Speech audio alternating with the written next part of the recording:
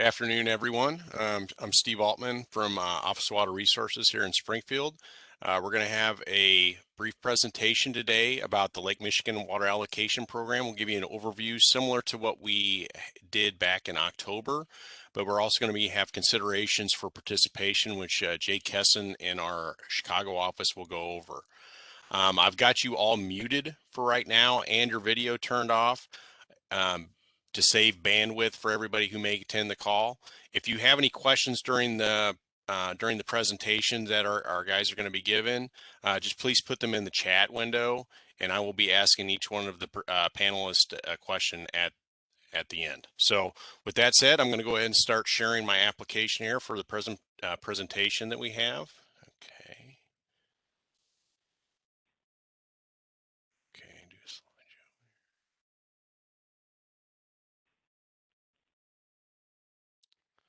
You can all see that.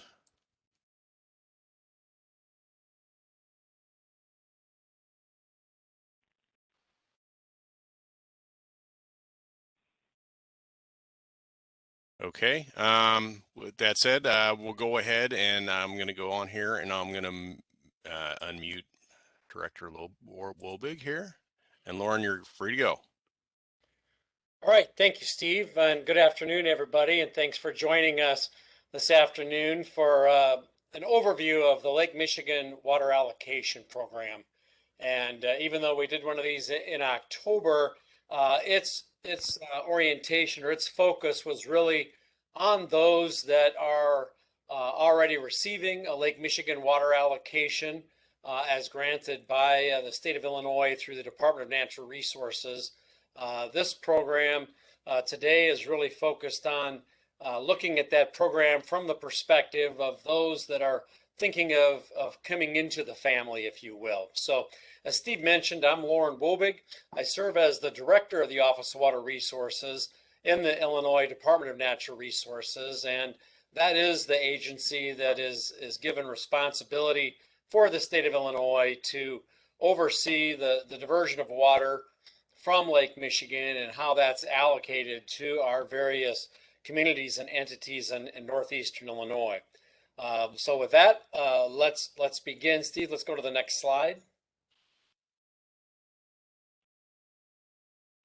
There we go. Yep, I think you skipped one. There we go. Thanks. And so as this slide shows, there's kind of three things we want to hit on today that in essence cover the program here, and that is number one, that the whole program is set up to preserve Illinois' basic right to divert water out of Lake Michigan, and so we'll talk about that a little bit. Secondly, how the program is set up to carefully manage those diversions out of Lake Michigan in order to provide additional water when necessary for not only community growth and changes in those communities and entities that are utilizing Lake Michigan water, but for maybe many of you on the call today who are giving consideration to making a petition to the Illinois DNR for consideration of Lake Michigan water. And then third, we'll touch on briefly about how the program really has the flexibility to provide for growth in a community once you're in. And so, you may have heard some of the news here this last summer, or this fall, as we were doing reallocations in our program, and some of the angst and concern about, oh my gosh, are you going to keep us from doing development? That is absolutely not the case in this matter, and that's kind of where we're saying the bottom line up front here shows that Lake Michigan, water is there really to encourage community health and development. So with that, let us explain further. Again, I'm just starting us off here, and Jim Casey and Jay Kesson of our Lake Michigan programs will go into a little bit more detail. Let's go to the next slide, please, Steve. And so this slide, I really want to kind of drive home the point of how precarious our ability to have Lake Michigan water in northeastern Illinois really is. And so you can see on the exhibit shown here on the screen, showing all of the Great Lakes and those states and provinces connected to the Great Lakes, and then the watershed shown in that lighter gray color of the Great Lakes. And this exhibit kind of clearly shows that when you look down at that lower left-hand corner, Illinois doesn't have very much watershed at all as part of the Great Lakes, and actually not very much shoreline compared to many of the other states like Michigan, obviously, or Wisconsin. Yet we have the largest population center that exists in communities across the Great Lakes. And so that's kind of what makes us unique. Of course, Illinois has a long history of reversing the flow of the Chicago River and trying to utilize Lake Michigan water, and we're using quite a bit, which prompted lawsuits by the other states against Illinois, saying, "Hey, you can't do that, right? You're barely in the watershed." And so that took that whole effort back to the U.S. Supreme Court. And through that whole process, the U.S. Supreme Court decreed that Illinois was allowed to divert a certain amount of water out of Lake Michigan. That amount is 3,200 CFS on average, and we'll get into that in a little more detail. But it's important to understand that we really are the privileged child, if you will, in the family of Great Lakes states and provinces on our ability to use and utilize water out of Lake Michigan. And so we do that, and that's what this program is all about, is under the settlement of that lawsuit came the Level of Lake Michigan Act that we'll get into, which really put into law those provisions of that U.S. Supreme Court decree. But I'm here to tell you, especially in my involvement on the Great Lakes Commission and the governors and premiers, compact council and regional body, the other states watch Illinois very closely and are very, I guess, jealous.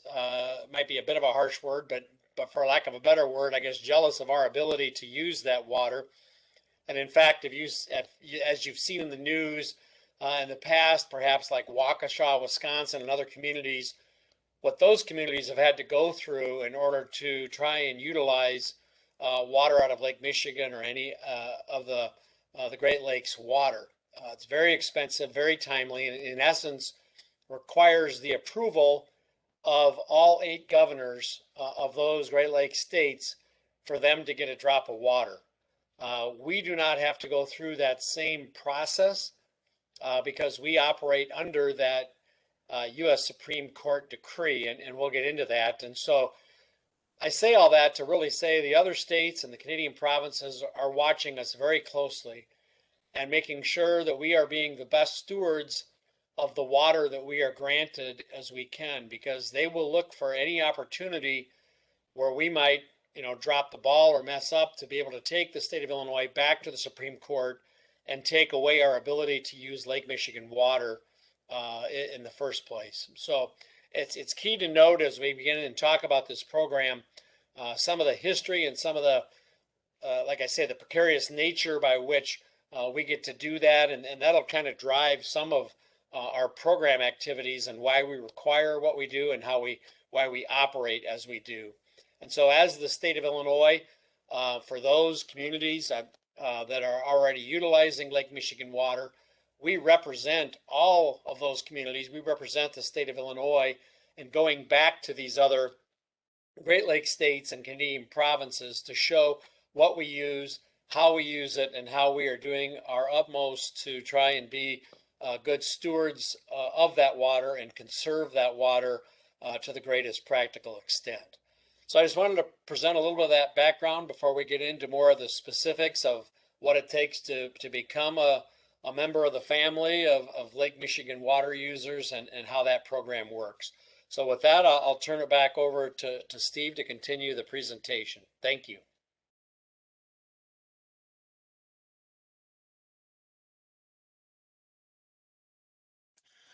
All right, thanks a lot, Lauren. The next speaker we're going to have here is Jim Casey.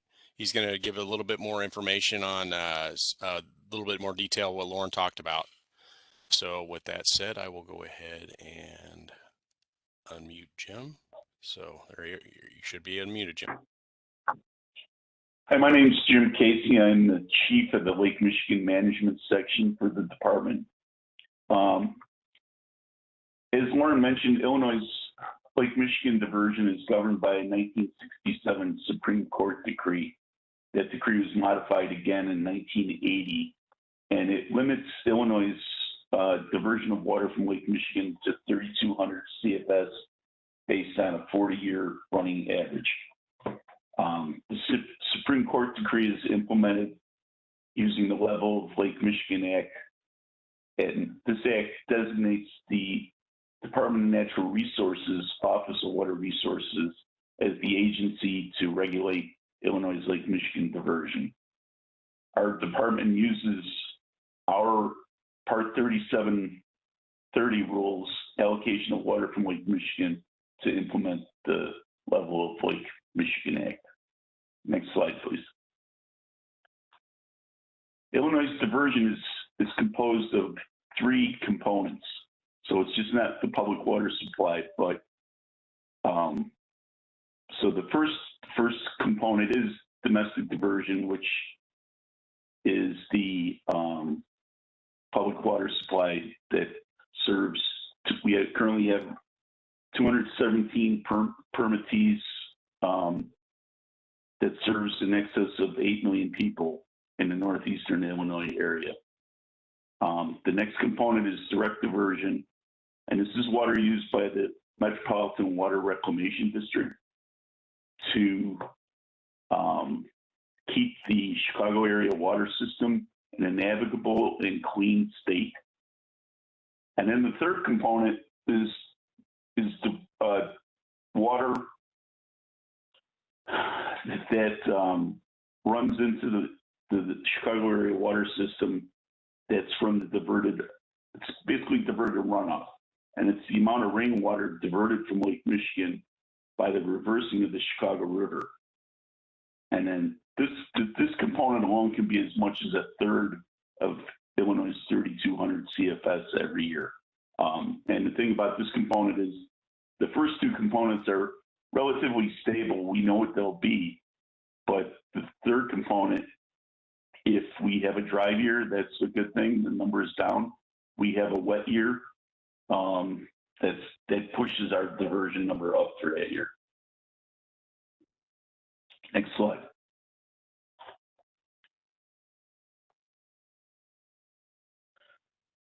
So the Lake Michigan Allocation Program was designed to basically to make sure we stay within the 3,200 CFS required by the Supreme Court decree. So any entity wishing to use water from Lake Michigan is required to first obtain a Lake Michigan water allocation permit from our department. The purpose of the allocation program is to allow the department to manage Illinois' diversion, and it's compliance with the Supreme Court decree. Allocations are issued for a period of 20 to 30 years, and they are based on a yearly daily average. Ideally, when issuing an allocation to a user, in a perfect world, your allocation would exactly match what you use every year or every day. That obviously doesn't happen. Because of that, the department's rules allow applicants or permittees to exceed their allocation by an average of 5% over a 5-year running period, or 115% 1 year. When issuing allocations, we do not build in a buffer for drought years or peak use days. The department, as part of its conservation practices, the department has a maximum allowable percentage of non-revenue water or water loss, and that's currently the standard is 10% of a community's water supply. water systems that exceed that 10% limit are asked to submit a water system improvement plan, which lays out a plan of that they feel will bring them back into compliance with the department's 10% standard. When issuing a new allocation, the department does not allocate for non-revenue water exceeding 10%. So now, when applying for a new Lake Michigan water allocation, the first step that we highly recommend is that the community or the user approach our department for a pre-application hearing. At this, the reason being is the application, the petition for a Lake Michigan water allocation is a legal hearing, and it does involve a hearing. So once the application is submitted, the department can no longer discuss the application with the applicant outside of a pre-hearing or the actual hearing. So before the application is submitted, we can discuss it at length as much as you want. So it's very important to approach us for a pre-application meeting. Once the application is received, the department will review it, and then it will sit down and schedule a pre-hearing with the applicant. At that pre-hearing, the applicant the department will go over additional information it wishes to see from the applicant, and then either a hearing will be set or an additional pre-hearing if we don't think that there's enough information to make a decision at this time. Notices, the applicant will be responsible for providing notice to all of our permittees. The notice and the labels will be provided by the department, and the department will place notice in a newspaper for the pre-hearing. At the pre-hearing, like I said, we'll go over the application and request additional information, and then also set a date for the next pre-hearing or the actual hearing. Most of the time it goes right to hearing. At the hearing, the applicant will be responsible for providing a court reporter, and then you will have to enter testimony into the record.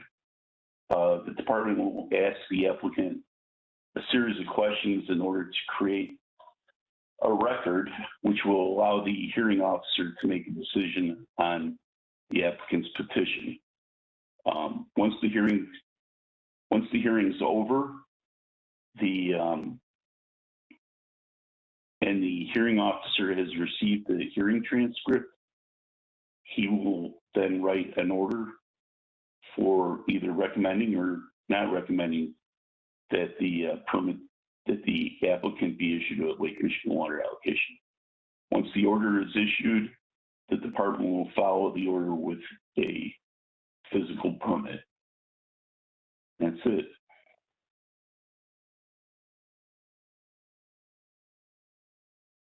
Steve.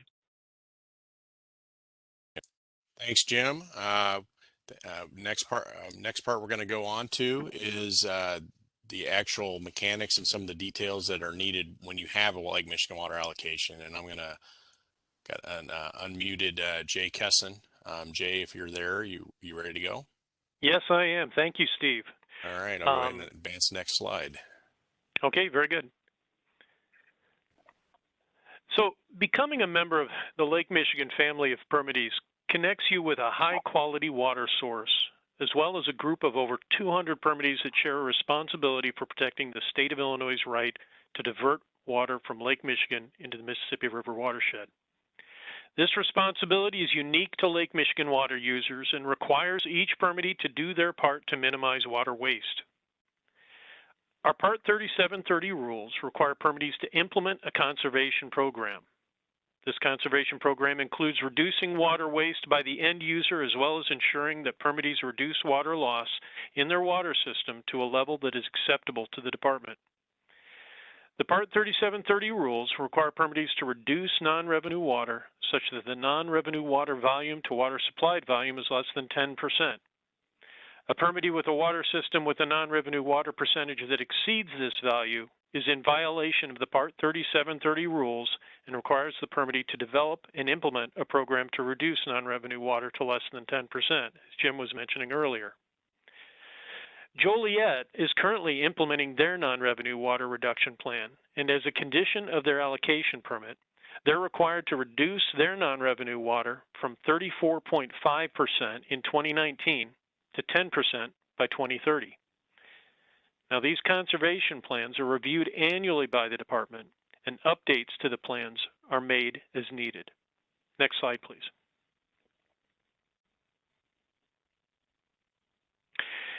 In addition to the conservation requirements, Lake Michigan water allocation permittees are required to provide water use data to the department on an annual basis.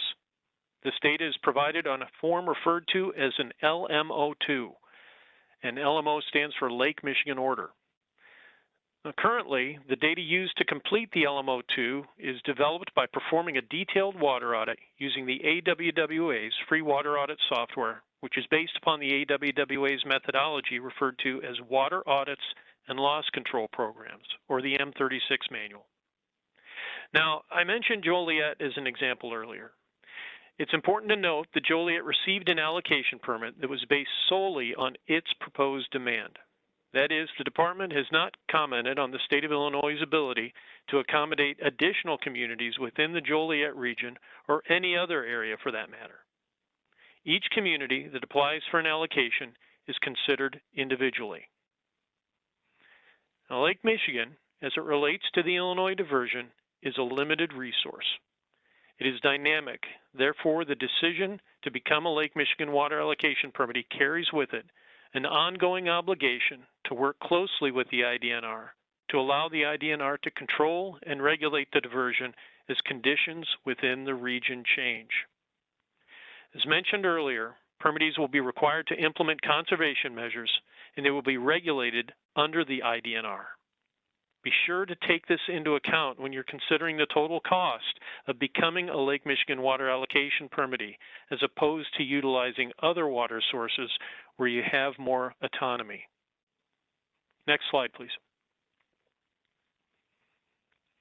Finally, the IDNR's role is to preserve the state of Illinois' right to divert Lake Michigan water.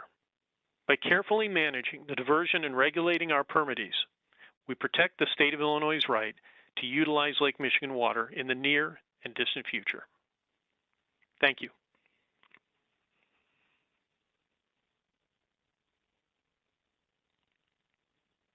All right, that concludes our presentation. If any folks would like to ask us some questions with regard to the presentation we had today, or any other questions regarding the Lake Michigan program, just please put them in the chat, and I will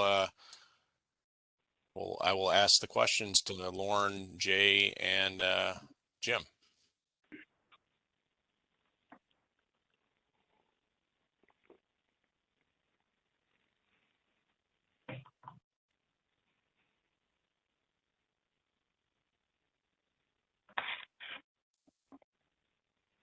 Okay, Jay, got a question for you. Please repeat Mr. Kessen's statement on what we should include in cost considerations for Lake Michigan water. So the reason I mention cost is when you're considering using Lake Michigan water, one of the things that we're going to be asking everyone to do is consider reducing water waste and water loss within your system. So make sure that you've included as part of your cost upgrades to your water system infrastructure to make sure you're in compliance with that 10% requirement. So that's something that if you're part of the Lake Michigan program, you're required to do. If you use some other source, say you use a riverine water source or you remain on wells, you don't have a regulatory agency requiring you to improve your infrastructure. That's something that would be under your purview. All right. Do we have any other questions?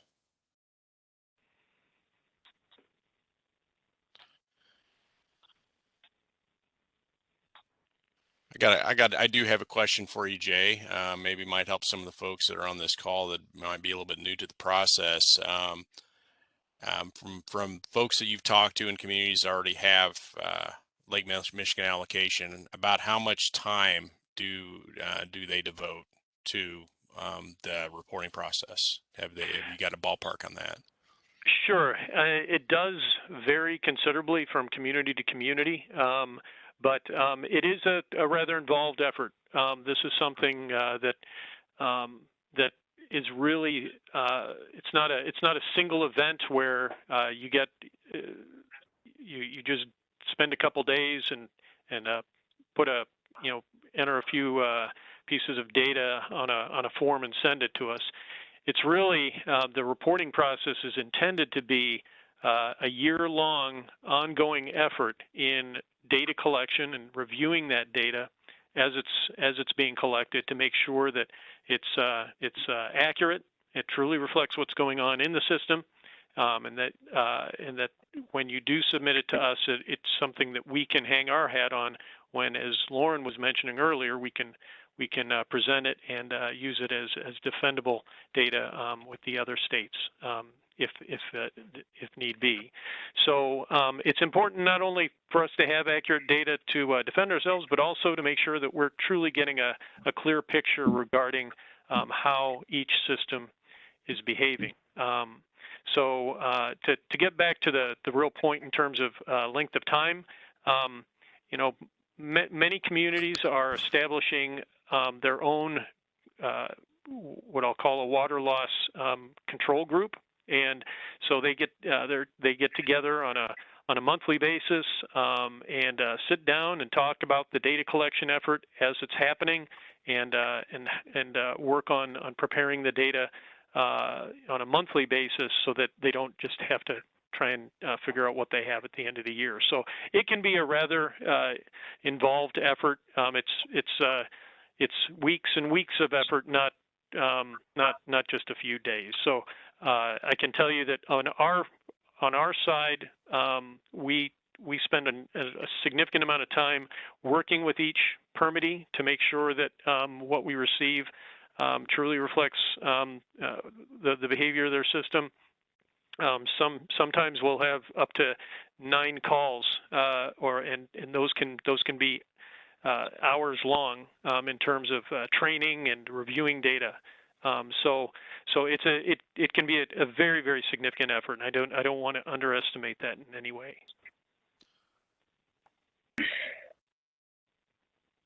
Have a question from Oswego, Jennifer Hughes. Where do most communities need to improve to minimize water loss? Excuse me? Okay. Where do most communities need to improve so that they can minimize water loss?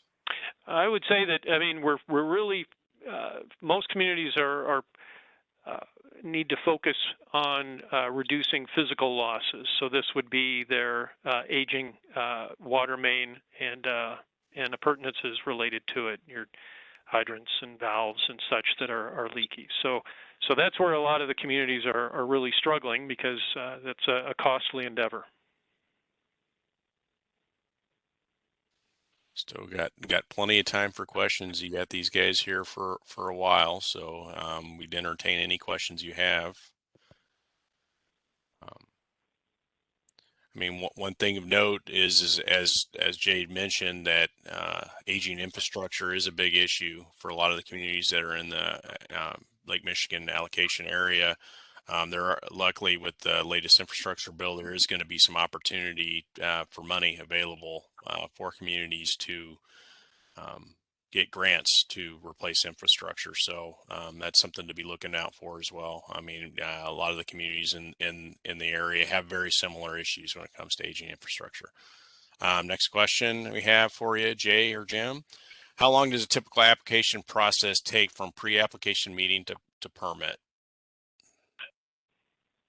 You know, it varies from community to community. It really depends on how complete the application is we receive. You know, I would say, you know, 6 months is not unheard of, but you know, we've done it sooner. But I would say, you know, it's going to take at least 3 and probably closer to 6. We did get another question in. How much capacity remains of the 3,200 CFS? That's a hard question to answer because it varies from year to year. The last certified flow by the Corps of Engineers was in water year 2017, which was a little over 3,000 CFS.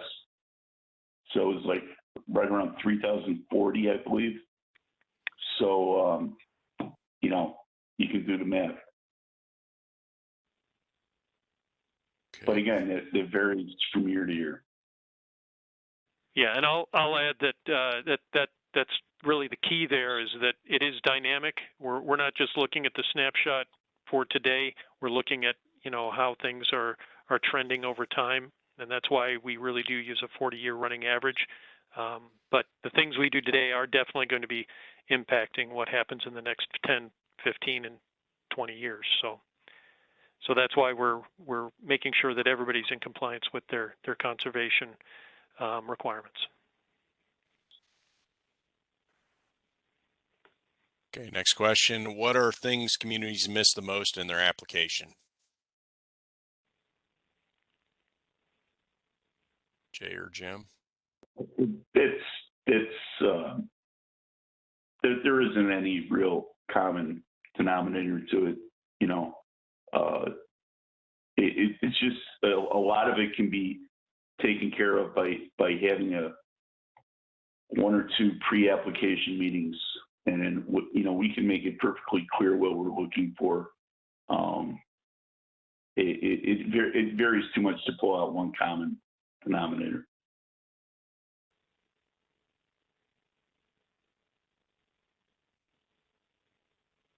Okay. Still open for questions. I just want to let you know too, this presentation along with our other presentations are going to be on our on the Office of Water Resources webpage under DNR. So if you're something you missed or you're somebody from your community that you wanted to get some of the feedback that we had here, we'll be able to post all that information up on our website.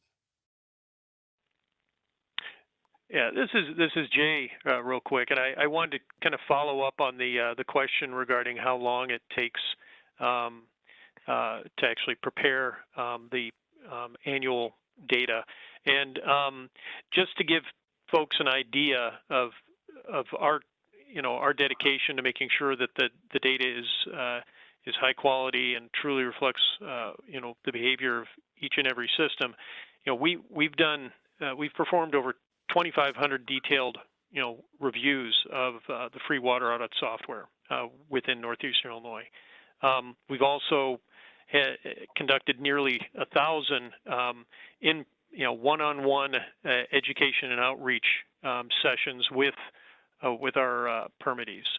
So we're dedicated to making sure that things improve, and that everybody has the resources necessary through us as well as through other educational outlets to make sure that people understand their data collection responsibilities as well as how to interpret the data and put together the data in a way that truly reflects the behavior of their system. So I just wanted to mention that I want to make sure everybody understands that piece of this puzzle is not a simple reporting exercise.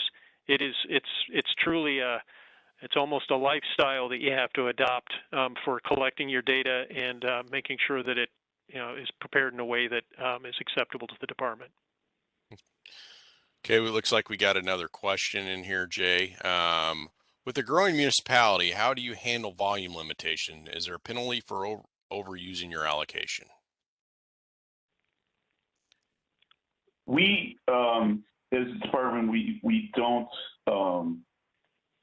the purpose of the allocation program is not to limit the community's growth. So if, like we're in the process of doing a 10-year reallocation, the community finds that it gets more growth than anticipated in its community in that 10-year period. The department does not. You don't need to come to us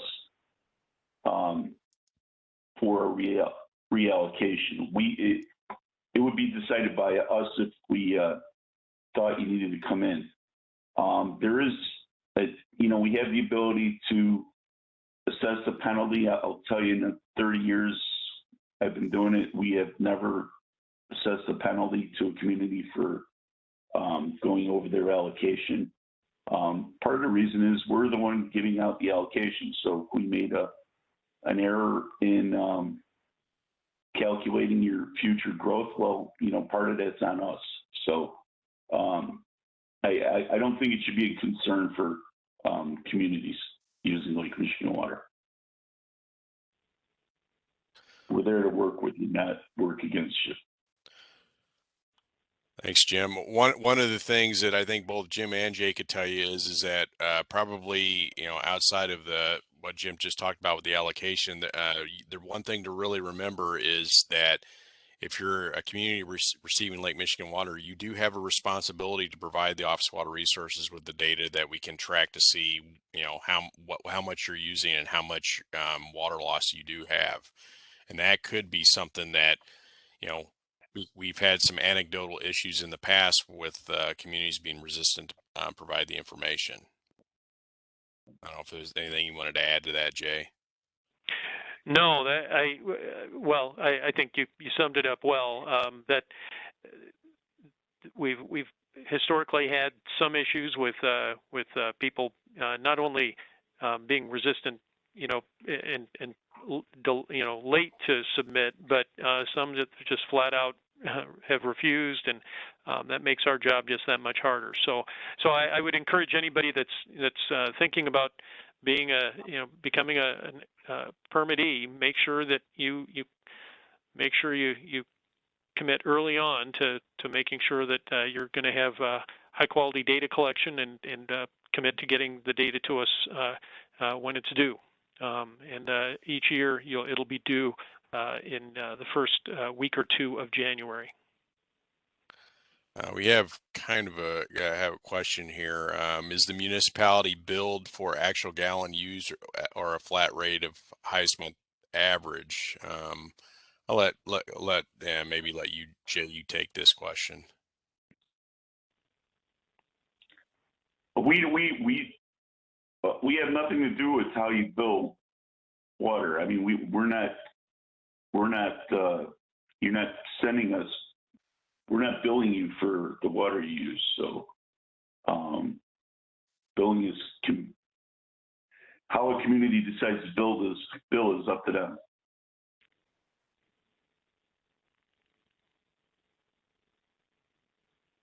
Yeah, I think that's a really important distinction to be made. We're controlling our job is really to manage the diversion. We have nothing to do with the billing and supply. How much you pay from your supplier, and those agreements are completely separate from our program. But if you're asking on how you report your water, yes, on the LMO2 forms, it needs to be an actual amount of water metered that you show on that form. It's got to be the most accurate representation of what the community is using for water when you submit those annual water audit forms.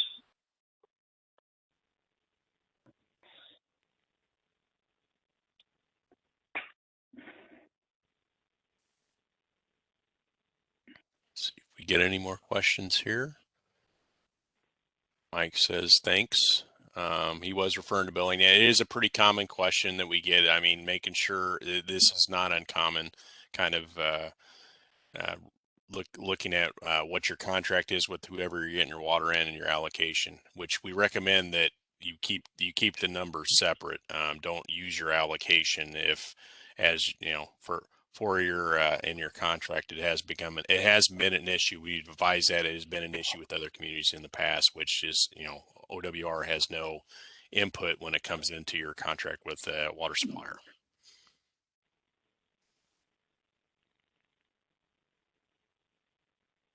With that, I mean, I can do a last call for any questions that you may have.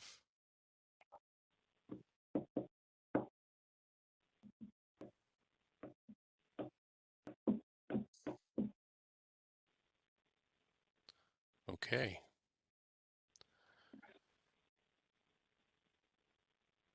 Well, with that said, I guess we'll go ahead and end the meeting. If you have any other questions, feel free to email Jim or Jay.